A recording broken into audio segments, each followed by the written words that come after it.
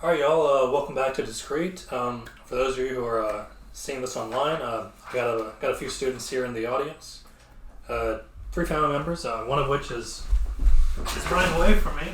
This is Mr. Cookie. He's a bona fide speedster, bona fide math genius, bona fide master of mischief. So he'll be a regular feature. So there you go. All right. So today we're going to look at something called the fundamental theorem of arithmetic.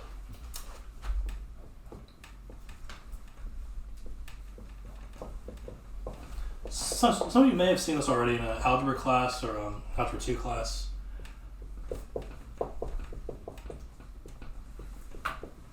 But it goes like this.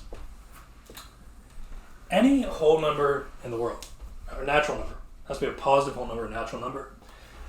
Let's call it n.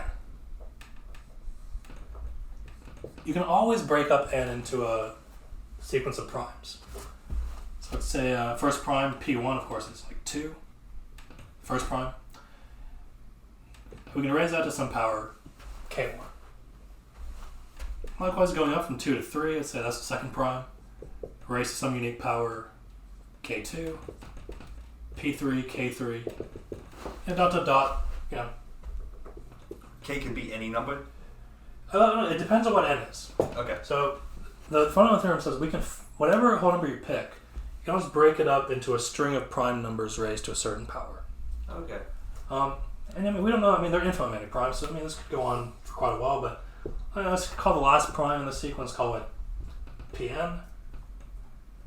Or actually, let's choose a different letter. Say P alpha and K alpha. Like so. And this applies to only positive numbers or negative numbers too? This is for positive whole numbers. Positive whole for natural numbers. So for example, 32. Actually, that's kind of boring. Let's look at 30. Let's go to 48. So 48, I can break that up into what times what? So pick any two numbers that multiply to 48. 12 times 4. 12 times 4. Now I can break up 12 into what times 6 times 2. 6 times 2. 3 times 2. Yeah, I can just keep breaking things up. 6 times 2 times 4. So 3, 2, 2, 4. 2 times 2. Okay. Right, so I got 4 2s, I got 1 3, so 48's unique prime representation is 2 to the 4th power times 3 to the 1st. So I've broken it up into its essential prime elements. 2 and 3 raised to particular powers. And you can do that with any positive whole number. 25. And this is basically prime factorization, right? Yeah, this is all it is, just prime factorization, but instead of stopping at factorization, we're just putting all the pieces back together and saying that equals the original number. Okay. Cool? Yeah. Alright. So before we move on to some problems, let's recap some fundamental laws. So this from last time we looked at something called a Euclid's lemma.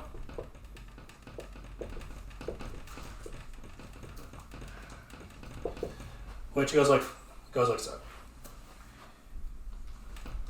Let's let A, B, and C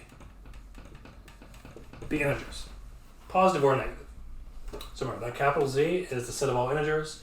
This epsilon means belonging to the set of integers. So again, just a fancy way of saying A, B, and C are integers. So if A, B, and C are integers, and let's say A divides B times C, so that's one condition. And the other condition is that if A and B are what are called relatively prime to one another, which means they have no common factors besides 1. So for example, 6 and 13 are relatively prime to one another because they have no factors in common except for 1. Okay. Even though 6 isn't prime, it's a composite, but 6 in relation to 13 is relatively prime. If these two things are true... Would 4 and 9 also be relatively prime? Yes, 4 and 9 are relatively prime, even though both of those individually are composite. Okay. So, if we have these two conditions, then it has to be true that A divides C. And we proved that last time. That was Euclid's lemma. Now, something a bit cooler happens if A is a prime number. So that's in this section. So think of this next result as Euclid's lemma, but it's applied to primes. So if P is prime,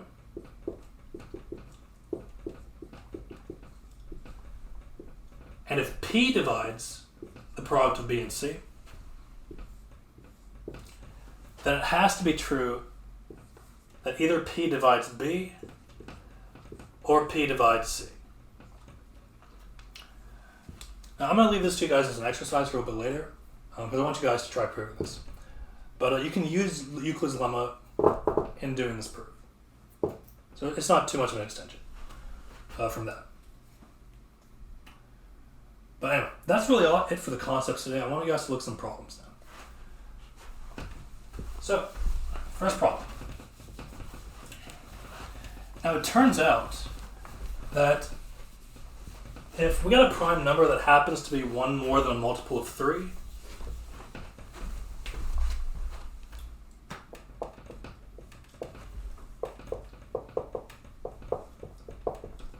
so say if P is prime and takes on the form say 3m plus 1. So m is an integer, 1 more than a multiple of 3.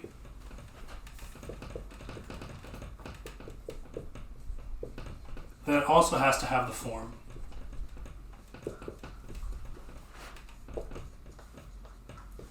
(6n plus 1). Basically, if you have a prime number and it happens to be 1 more than a multiple of 3, it has to be also 1 more than a multiple of 6. So again, n and m here are just some integers. We don't know what they are. But yeah. So let's show this. This is problem number 1. And we're proving this? Yeah, I'm going to prove this first one for you guys. Okay. Then I'll give you some problems to work and we can talk about them in a second. So, let's show that this is true. So, at first, right, it's going to be, where in the world can I begin with this?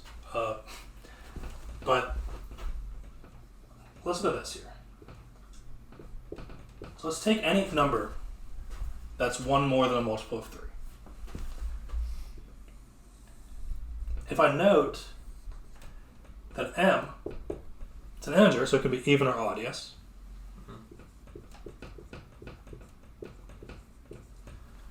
And let's look at both of these cases, the case where m is an even number and the case where m is an odd number.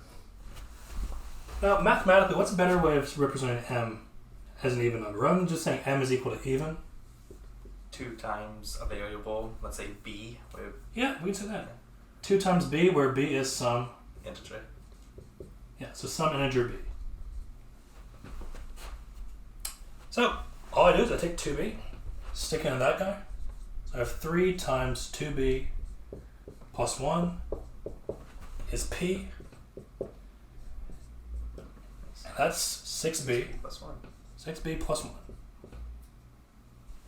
So I've proven it for that one case. The case where it's even. Alright, but now what if it's an odd number?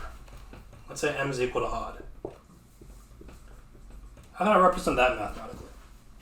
That would be 2 times a variable, let's call it d. You can call it b again if you Okay, want. 2b plus 1. Yes.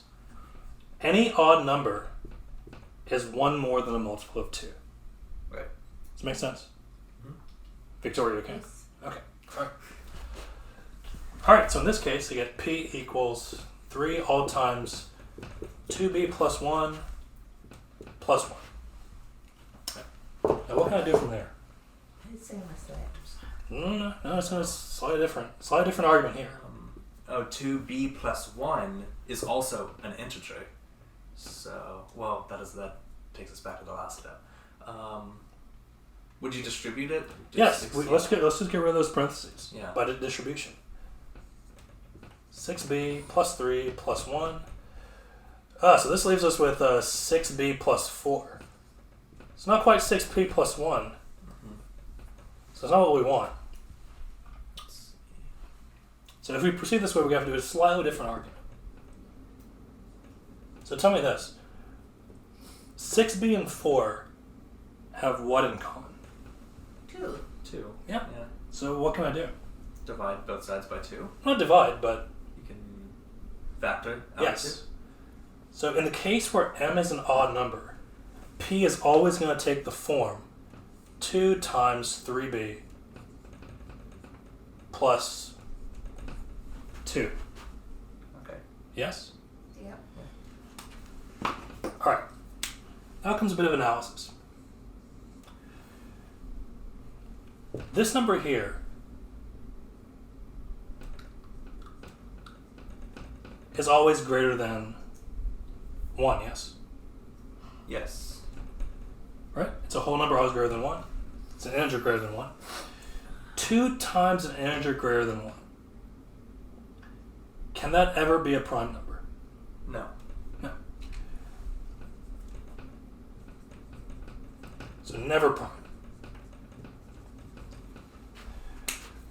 Which means that we're done. In the case where m is even, it takes the form of being 1 more than multiple of 6. In the case where m is odd, well then it's not a prime number to begin with. Okay, so for all primes, m always has to be even then, right? Yeah, if it's a prime of this form, then m has to be an even integer. Okay.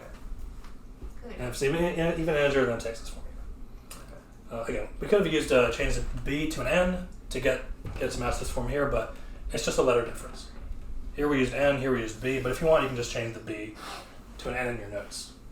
All right. Does that Good. make sense? All right, so a lot of interesting arguments in number theory like this. All right, I'm going to give you guys one problem. I want you guys to try this on your own. So let's see. All right, y'all, so just picking back up. Why don't you try this on your own? Let's say we got this positive quantity, n squared minus 4. And I want you to prove that this is a prime number only when n is equal to 3.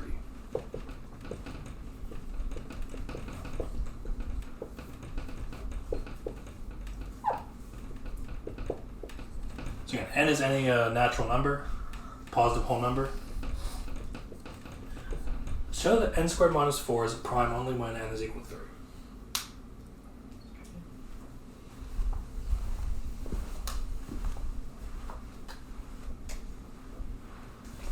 Alright, we good? Good in the corner here? Yep. Okay, cool. Alright, first giveaway for how to start this problem is just the form of this quantity here. When you see n squared minus 4, what do you think to do? Break it into binomials, right? Yes. So what kind of right? n plus 2 times n minus 2. Right, plus 2 minus 2. Right. Now let's look at what happens when n's equal to 3. Let's start with our smallest allowed number. By the way, why can't I plug in n equals 2 into this? Because it's 0. 0, so we don't care about that. We don't care about that. So 3 is the first positive whole number that gives me a positive value for n squared minus 4. So plugging that in here gives me 5 Five. times 1. 5 times 1, yes. How about if I just move on up the line? N's equal to 4. What do I get? 6 times 2. 6 times 2, and n's equal to 5. 7 times 3. 7 and 3. And now let's just do one more for good measure. N's equal to 6. 8, 4. 8, 4. And you can go on and on forever. But what do you notice about all of these numbers? Starting from 6 times 2 and going down. They're all different integers. Well, what is the opposite of prime? Composite. Right. Yeah. Remember, prime number is a number that only has factors that are 1 and itself. But all these numbers from here onward always have to be composite. It has to do with this factor of n minus 2. The clump of those numbers, not those individual numbers themselves. Right, the product. The product, yes. So products are always composite. From here on down. So, they can never be prime. So that proof is done. N equals 3 is the only one that works. Now, what I don't want you to do for a proof, don't just stick in 3 and say 9 minus 4 is 5, 5 is prime, and we're done. Why is that not a proof? because you didn't show the other cases where it is not prime. Yeah, I mean, for all you know, there could be, bigger values of n that give you a prime number down to 1, but we wanted to rule out all those infinite possibilities. And that's what we've done here. We have completely invalidated that idea.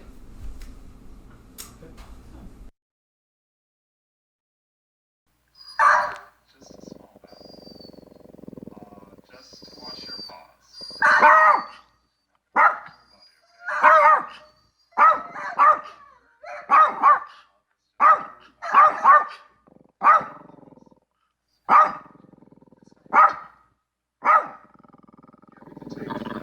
Chester, your horse.